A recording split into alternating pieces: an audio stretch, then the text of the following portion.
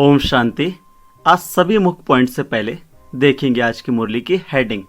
बाबा ने कहा, मीठे बच्चे याद में रहकर हर कर्म करो तो अनेकों को तुम्हारा साक्षात्कार होता रहेगा। आज की मुरली से प्रश्न है, संगम युग पर किस विधि से अपने हृदय को शुद्ध पवित्र बना सकते हो। बाबा ने उत्तर सुनाया, याद में रहकर भोजन बनाओ और याद में खाओ तो हृदय शुद्ध हो जाएगा। संगम युग पर तुम ब्राह्मणों द्वारा बनाया हुआ पवित्र ब्रह्मा भोजन देवताओं को भी बहुत पसंद है। जिनको ब्रह्मा भोजन का कदर रहता है वह थाली धोकर भी पी लेते हैं। महिमा भी बहुत है। याद में बनाया हुआ भोजन खाने से ताकत मिलती है, हृदय शुद्ध हो जाता है। आज की मुरली से बाबा ने पहला मुख्य पॉइंट सुनाया, श्री कृष्ण का इतना छोटा चित्र भी बनाते हैं। तुम मंदिर के पुजारी से पूछ सकते हो, इनको काला क्यों बनाया है जबकि असल गोरा था। वास्तव में तो शरीर काला नहीं होता है ना। तुम्हारे पास बहुत अच्छे गोरे गोरे भी रहते हैं, परंतु इनको काला क्यों बनाया है, यह तो तुम बच्चों को समझाया गया है। आत्मा कैसे भिन्न भिन्न नाम रूप धारण करते नीचे उतरती है। जब से कामचिता पर चढ़ती है तब से काला बनती है। जगतनाथ व श्रीनाथ द्वारे में ढेर यात्री होते हैं, तुमको निमंत्रण भी मिलते हैं। बोलो, हम श्रीनाथ के 84 जन्मों की जीवन कहानी सुनाते हैं। भाइयों और बहनों, आकर सुनो। ऐसा भाषण और कोई तो कर ना सके। तुम समझा सकते हो यह काला क्यों बने हैं। सतयुग में कृष्ण पवित्र थे, इसलिए उनको सुंदर नाम से संबोधित करते हैं। वहीं जब कलियुगी रात्रियों में विकारों के वश हो जाते हैं तो उनको श्याम के नाम से जाना जाता है, तभी उनका नाम पड़ा श्याम सुंदर। आज की मुरली से बाबा ने दूसरा मुख्य पॉइंट सुनाया, देवताएं जब वाम मार्ग में गए हैं तब उन्हें काला बनाया है। कामचिता पर बैठने से आयरन एज बन जाते हैं। आयरन का कलर काला होता है, सोने का गोल्डन, उनको कहेंगे गोरे। वही फिर 84 जन्मों के बाद काले बनते हैं। सीढ़ी का चित्र भी जरूर हाथ में हो। सीढ़ी भी बड़ी हो तो कोई भी दूर से देख सकेंगे अच्छी रीति, और तुम समझेंगे कि भारत की यह गति है। लिखा हुआ भी है उत्थान और पतन। बच्चों को सर्विस का बहुत शौक होना चाहिए। समझाना है यह दुनिया का चक्र कैसे फिरता है। Golden age, silver age, copper age, फिर यह पुरुषोत्तम संगम युग भी दिखाना है। गोल्डन एज मतलब सतयुग, सिल्वर एज मतलब त्रेता युग, कॉपर एज मतलब द्वापर, और आयरन एज को कहा जाता है कलयुग, और इसी बीच में आता है संगम युग जिसको हम डायमंड एज भी कहते हैं। आज की मुरली से तीसरा मुख्य पॉइंट, बाप कहते हैं गृहस्थ व्यवहार में रहो। शरीर निर्वाह के लिए धंधा आदि तो करना ही है, जिस्मानी विद्या भी पढ़नी है। बाकी जो टाइम मिले तो सर्विस के लिए ख्याल करना चाहिए। हम औरों का कल्याण कैसे करें।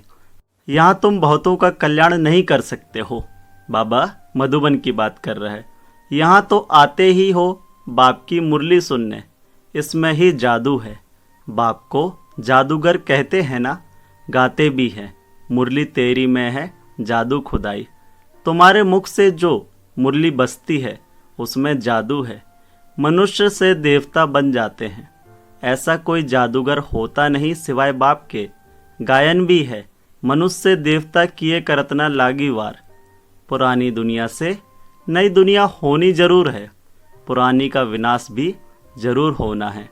इस समय तुम राजयोग सीखते हो तो जरूर राजा भी बनना है। आज की मुरली से चौथा मुख्य पॉइंट बाबा ने सुनाया, सर्विस तुम कहाँ भी कर सकते हो, कितना भी धंधा आदि हो। गृहस्थ व्यवहार में रहते भी कमाई करते रहना है। कमाई अर्थात सेवा, सर्विस। इसमें मुख्य बात है पवित्रता की। प्योरिटी है तो पीस प्रॉस्पेरिटी है। कंप्लीट प्योर बन गए तो फिर यहाँ नहीं रह सकते, क्योंकि हमको शांति धाम जरूर जाना है।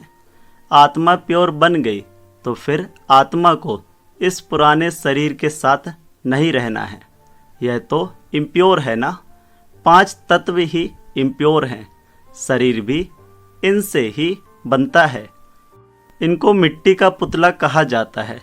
5 तत्व का शरीर एक खत्म होता है, दूसरा बनता है। आत्मा तो है ही। आज की मुरली से 5वां मुख्य पॉइंट, तुम बच्चों को कभी भी कोई फिक्रात नहीं होनी चाहिए। सब एक्टर्स हैं। एक शरीर छोड़ दूसरा लेकर फिर पाठ बजाना ही है। हर जन्म में संबंध आदि बदल जाता है तो बाप समझाते हैं यह बना बनाया ड्रामा है। आत्मा ही 84 जन्म लेते लेते तमो प्रधान बनी है। अब फिर आत्मा को सतो प्रधान बनना है। पावन तो जरूर बनना है। पावन कैसे बनेंगे? बाबा की याद से। पावन सृष्टि थी, अब पतित है, फिर पावन होनी है। आज की मुरली से 6वां मुख्य पॉइंट है, बाप कहते हैं बच्चों मामेकम याद करो। कई बच्चे कहते हैं इतने धंधा धोरी की फिक्रात में रहते, हम अपने को आत्मा समझ बाप को कैसे याद करें? बाप समझाते हैं भक्ति मार्ग में भी तुम हे ईश्वर, हे भगवान कह याद करते हो ना। याद तब करते हो जब कोई दुख होता है। मरने समय भी कहते हैं राम राम बोलो। बहुत संस्थाएं हैं जो राम नाम का दान देती हैं। जैसे तुम ज्ञान का दान देते हो वह फिर कहते हैं राम बोलो, राम बोलो। तुम भी कहते हो शिव बाबा को याद करो, वह तो शिव को जानते ही नहीं, ऐसे राम राम कह देते हैं। अब यह भी क्यों कहते हैं कि राम कहो, जबकि परमपिता सब में है। दुनिया वाले समझते हैं कि परमपिता परमात्मा सब में है, तो राम राम बाबा कहता अलग से क्यों बोलना है जब सब में ही राम है। बाप बैठ समझाते हैं राम व कृष्ण को परमात्मा नहीं कहा जाता, उन्हें देवता कहा जाता है। उनकी भी कलाएं कम होती जाती हैं। आज की मुरली से 7वां मुख्य पॉइंट, बाप इतनी बातें समझाते हैं फिर भी कहते हैं मेरे मीठे मीठे रूहानी बच्चों अपने को आत्मा समझो, सिमर सिमर सुख पाओ। यहाँ तो दुखधाम है। बाप को और वर्षे को याद करो, याद करते करते अथाह सुख पाएंगे। कल कलेश बीमारी आदि जो भी हैं सब छूट जाएंगी। तुम 21 जन्मों के लिए निरोगी बन जाते हो। कल कलेश मिटे सब तन के, जीवन मुक्ति पद पाओ। गाते हैं परंतु एक्ट में नहीं आते हैं। तुमको बाप प्रैक्टिकल में समझाते हैं। बाप को सिमरो तो तुम्हारा सब मनोकामनाएं पूरी हो जाएंगी, सुखी हो जाएंगे। मोचरा खाकर मानी टुकड़ा खाना, मतलब सजा खाकर रोटी का टुकड़ा खाना अच्छा नहीं है। आज की मुरली से 8वां मुख्य पॉइंट विशेष ध्यान से सुनेंगे। बाबा ऐसे भी नहीं कहते यहाँ बैठकर बाप को याद करो, नहीं, चलते फिरते घूमते शिव बाबा को याद करना है। नौकरी आदि भी करनी है। बाप की याद बुद्धि में रहनी चाहिए। लौकिक बाप के बच्चे नौकरी आदि करते हैं तो याद रहता ही है ना। कोई भी पूछेगा तो झट बताएंगे हम किसके बच्चे हैं। बुद्धि में बाप की प्रॉपर्टी भी याद रहती है। तुम भी बाप के बच्चे बने हो तो प्रॉपर्टी भी याद है। बाप को भी याद करना है और कोई से संबंध नहीं। आत्मा में ही सारा पाठ नूंदा हुआ है जो इमर्ज होता है। इस ब्राह्मण कुल में तुम्हारा जो कल्प कल्प पाठ चला है वही इमर्ज होता रहता है। बाप समझाते हैं खाना बनाओ, मिठाई बनाओ, शिव बाबा को याद करते रहो। आज बाबा ने ब्रह्मा भोजन का महत्व बताया। बाप समझाते हैं खाना बनाओ, मिठाई बनाओ, शिव बाबा को याद करते रहो। शिव बाबा को याद कर बनाएंगे तो मिठाई खाने वाले का भी कल्याण होगा। कहाँ साक्षात्कार भी हो सकता है, ब्रह्मा का भी साक्षात्कार हो सकता है। शुद्ध अन्न पड़ता है तो ब्रह्मा का, श्री कृष्ण का, शिव का साक्षात्कार कर सकते हैं। शिव बाबा को याद करते बनाएंगे तो बहुतों का कल्याण हो सकता है। उस भोजन में ताकत हो जाती है। इसलिए बाबा भोजन बनाने वालों को भी कहते हैं शिव बाबा को याद कर बनाते हो। लिखा हुआ भी है शिव बाबा याद है, याद में रहकर बनाएंगे तो खाने वालों को भी ताकत मिलेगी, हृदय शुद्ध होगा। ब्रह्मा भोजन का गायन भी है ना। ब्राह्मणों का बनाया हुआ भोजन देवताएं भी पसंद करते हैं, यह भी शास्त्रों में है। ब्राह्मणों का भोजन बनाया हुआ खाने से बुद्धि शुद्ध हो जाती है, ताकत रहती है। आज की मुरली से धारणा के लिए मुख्य सार पहला है, किसी भी बात की फिक्रात नहीं करनी है, क्योंकि यह ड्रामा बिल्कुल एक्यूरेट बना हुआ है। सभी एक्टर्स इसमें अपना अपना पार्ट बजा रहे हैं।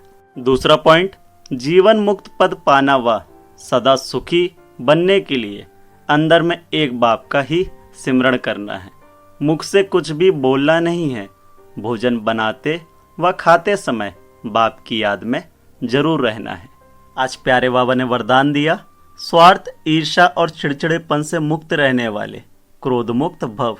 डिटेल है, कोई भी विचार भले दो, सेवा के लिए स्वयं को ऑफर करो, लेकिन विचार के पीछे उस विचार को इच्छा के रूप में बदली नहीं करो।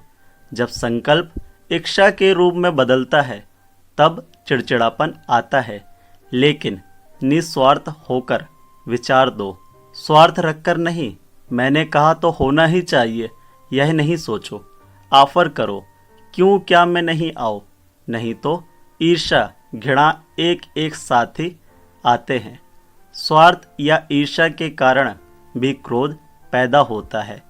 अब इससे भी मुक्त बनो। आज की मुरली से स्लोगन है, शांति दूत बन सबको शांति देना, यही आपका ऑक्यूपेशन है। ओम शांति। मेरा बाबा, प्यारा बाबा, मीठा बाबा।